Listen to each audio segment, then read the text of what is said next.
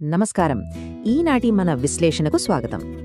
ఈరోజు మనం ప్రాచీన భారతదేశపు అద్భుతమైన విజ్ఞాన ఘని అయిన పంచతంత్రం నుంచి ఒక సూపర్బ్ స్టోరీని, అంటే ఒక యాక్షన్ ప్యాక్డ్ కథను విశ్లేషించబోతున్నాం.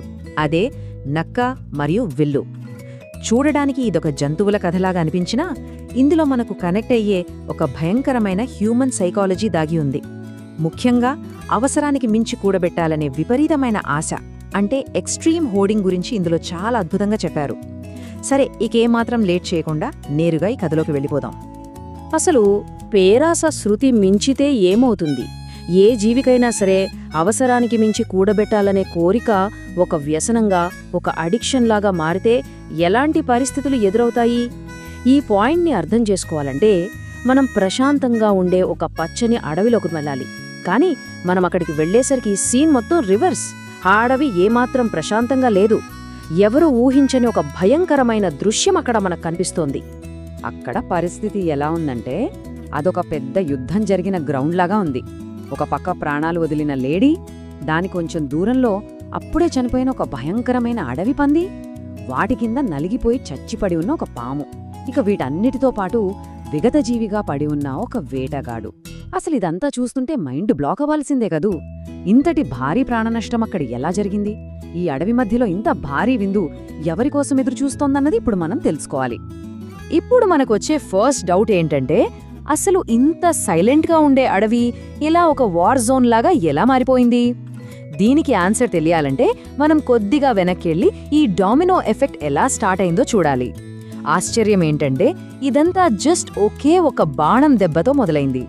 ఇది అచ్చం మన యాక్షన్ సినిమాల్లో క్లైమాక్స్ సీన్ లాగా ఉంటుందన్నమాట. ముందుగా ఒక వేటగాడు ఒక లేడీని చంపి భుజాన వేసుకుని వస్తున్నాడు. కరెక్ట్గా అదే టైంకి అతనికి ఒక బలిసిన అడవి పంది కనిపించింది. వెంటనే విల్లెక్కుపెట్టి ఆ పందిపై బాణం వదిలాడు. కాని బ్యాడ్ లక్, ఆ బాణం కొద్దిగా గురితప్పింది. ఇక గాయపడిన ఆ పందికి ఎక్కడలేని కోపం వచ్చి ప్రాణాలకు తెగించి ఆ వేటగాడిపైకి దూకి అతన్ని చంపేసింది. అదే సమయంలో ఆ పెనుగులాటలో పంది కిందపడి ఒక పాము కూడా నలిగి చనిపోయింది. కొద్ది క్షణాల్లోనే ఆ అడవి పంది కూడా ప్రాణాలు విడిచింది. అంతా జస్ట్ క్షణాల వ్యవధిలో ఒకదాని తర్వాత ఒకటి అలా జరిగిపోయింది. సరిగ్గా ఈ హైడ్రామా అంతా ముగిసిన తర్వాత దృశ్యంలోకి ఎంటర్ అవుతుంది మన మెయిన్ క్యారెక్టర్. అదేనండి, ఒక జిత్తుల మారి నక్క. జనరల్గా దీనికి అన్నీ తనకే కావాలనే పేరాస చాలా ఎక్కువ, ఆకలి కూడా ఎక్కువే. దానికి తోడు దొరికిన దాన్ని కూడబెట్టుకునే లక్షణం మెండుగా ఉన్న జీవి అది. అది క్యాజువల్గా ఆ దారినే వస్తూ అక్కడ చచ్చిపడి ఉన్న లేడీ, పంది, పాము, వేటగాడిని చూసింది. ఒక్కసారిగా సీన్ చూడగానే దానికి ఆనందం పట్టలేకపోయింది. సింపుల్గా చెప్పాలంటే దానికి ఏకంగా లాటరీ తగిలిందన్నమాట. జాక్ పాట్ అంటే ఇదే.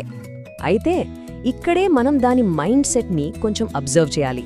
నార్మల్గా అయితే ఏ జంతువైనా ఆ ఆహారాన్ని చూసి కడుపు నిండా తిని రిలాక్స్ అవుతుంది. కానీ ఇది ఎక్స్ట్రీమ్ హోర్డర్ కదా. వెంటనే దాని బ్రెయిన్లో క్యాల్కులేషన్ స్టార్ట్ అయిపోయాయి. అబ్బా, ఇంత భారీ మాంసం, ఈ వేటగాడు, పంది, లేడీ, ఇదంతా చూస్తుంటే రాబోయే ఎన్నో నెలల వరకు నాకు ఎలాంటి డోకా లేదు అనిది ఒక ఫిక్స్డ్ నిర్ణయానికొచ్చింది. ఆనందంతో పాటు ఈ భారీ ఆస్తిని రేపటి కోసం ఎలా కాపాడుకోవాలనే టెన్షన్ దానికి అప్పుడే మొదలైంది. ఇక్కడే ఒక విచిత్రమైన, కొంచెం సిల్లీగా అనిపించే డిసిషన్ తీసుకుంది ఆ నక్క. ఒక పక్క కొండంత మాంసముంది, కాని దాని కన్ను వేటగాడి పక్కన ఉన్న విల్లు మీద, దానికి కట్టిన గట్టి నరం మీద పడింది. ఆ నరమంటే జంతువుల చర్మంతో చేసిన ఒక కఠినమైన దారంలాంటిది. ఈ మంచి మాంసాన్ని రేపటి కోసం సేవ్ చేద్దాం, ఈ రోజుకి మాత్రం కష్టమైనా సరే ఆ నరాన్ని కొరికి తినేసి అడ్జస్ట్ అవుదాం అని ఆ నక్క అనుకుంది. ఎంత విచిత్రమో కదా. అపారమైన సంపద ముందున్నా దాన్ని వదిలేసి ఆకలి తీర్చని ఒక కఠినమైన నరాన్ని తినడానికి రెడీ అయింది. ఇక ఎక్కడే అసలు ట్విస్ట్, ఆ గట్టి నరాన్ని అది పంటితో పట్టుకుని గట్టిగా కొరికింది. ఒక్కసారిగా టప్ మని భయంకరమైన సౌండ్. ఆ విల్లు ఎంత టెన్షన్తో వంగి ఉందో అది పాపం అంచనా వేలేకపోయింది. దారం తెగగానే వంగి ఉన్న ఆ విల్లు బద్ధ అత్యంత వేగంగా ఒక స్ప్రింగ్ లాగా వెనక్కొచ్చి నక్క గుండెలకు బలంగా గుద్దుకుంది.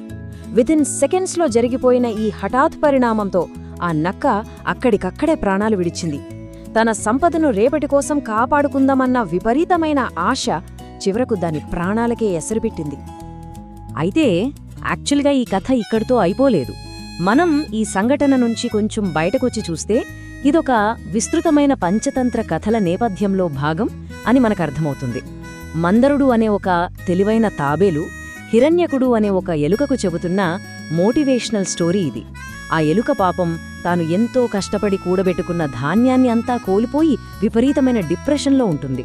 ఆ ఎలుకకున్న ఆస్తి పిచ్చిని వదిలించడానికి, సంపద పట్ల ఉన్న వ్యామోహాన్ని తొలగించడానికి ఆ తాబేలు వాడిన అద్భుతమైన ఉదాహరణే ఈ నక్క కథ. సో ఈ స్టోరీ ద్వారా మనకు అర్థమయ్యే అసల్సిసలైన పాయింట్ ఏంటంటే, పేరాశ ప్రాణాంతకం, లోభి సొమ్ము లోకులపాలు. ఎంత నిజమో కదా. అర్హతకు మించి ఆశపడటం ప్రాణాలకే ముప్పు తెస్తుంది. అలాగే మనం దాచుకున్నది మనం కనీసం అనుభవించకుండా ఉంటే అది చివరికి ఇంకెవరోకో సొంతమవుతుంది. మన నక్క పరిస్థితి కూడా ఎగ్జాక్ట్గా అదే కదా. అపారమైన ఆహారం ఉండి కూడా అనుభవించలేకపోయింది.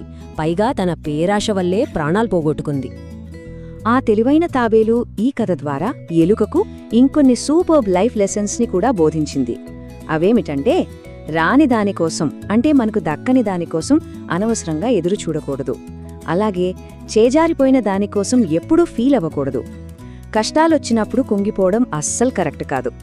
అన్నిటికంటే ముఖ్యంగా మనం కూడబెట్టే భౌతిక సంపద కన్నా ఉన్నదానితో సాటిస్ఫై అవుతూ మంచితనాన్ని డెవలప్ చేసుకోవడం చాలా ఇంపార్టెంట్ అని ఈ కథ మనకు చాలా క్లియర్గా చెబుతోంది.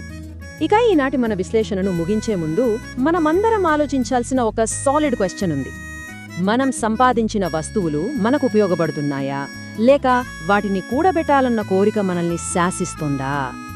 ఈ మోడర్న్ లైఫ్లో అవసరానికి మించి వస్తువులను, డబ్బును కూడబెట్టి వాటిని కాపాడుకునే ప్రాసెస్లో నిజమైన ఆనందాన్ని ఆ నక్కలాగా మనం కూడా కోల్పోతున్నామేమో ఒక్కసారి చెక్ చేసుకోవాలి. పంచతంత్రం అందించిన ఈ అద్భుతమైన పాఠం మీకు కనెక్ట్ అయిందని ఆశిస్తున్నాను.